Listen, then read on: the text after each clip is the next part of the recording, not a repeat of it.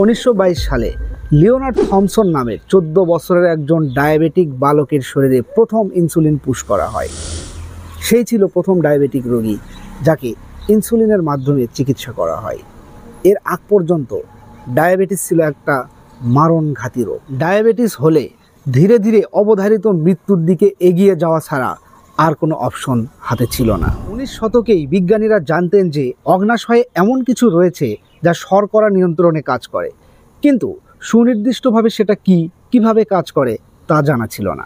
1920 সালে doctor Friedrich Bentinck একটি গবেষণা নিবন্ধ পড়ে ভাবেন, অগ্ন্যাশয়ে সেই সুনির্দিষ্ট কোষগুলো থেকে নিঃসৃত পদার্থ যদি আলাদা করা সম্ভব হয় তাহলে ডায়াবেটিসের চিকিৎসা করা সম্ভব।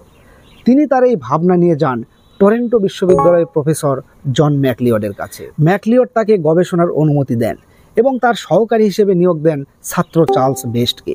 তারা দুইজন একটা কুকুরের অগ্ন্যাশয় থেকে ইনসুলিনের মতো পদার্থ আলাদা করেন এবং সেই পদার্থ একটা ডায়াবেটিক কুকুরের শরীরে প্রবেশ করান।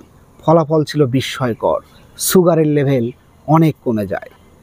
তবে তখনও এই ইনসুলিন মানব শরীরে ব্যবহারের মতো যথেষ্ট নিরাপদ ছিল না। তখন জেমস কলিপ এই ইনসুলিনকে বিশুদ্ধীকরণ করেন। এরপর অপ্রতিরোধ্য ডায়াবেটিস রোগের নিয়ন্ত্রণও মানুষের হাতের মুঠোয় চলে এলো। মানুষ ডায়াবেটিস রোগকেও নিয়ন্ত্রণ করা শিখে গেল। 1923 সালে বেন্টিং এবং ম্যাকলিওড যৌথভাবে চিকিৎসা বিজ্ঞানে নোবেল পুরস্কার পান।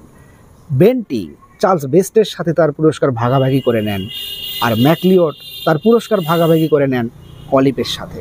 বেন্টিং, বেস্ট এবং তাদের দল ইনসুলিনের পেটেন্ট মাত্র $1 বিক্রি করে দেন, যাতে সব মানুষ খুব সহজে এটি পেতে পারে। তারা বিশ্বাস করতেন এই ইনসুলিন ব্যবসার জন্য নয়, এটি মানুষের সেবার জন্য। আপনার মনে প্রশ্ন জাগতে পারে, তবে কি আমরা যে ইনসুলিন ব্যবহার করি সেটি কুকুরের শরীর থেকে তৈরি করা হয়? উত্তর হলো না।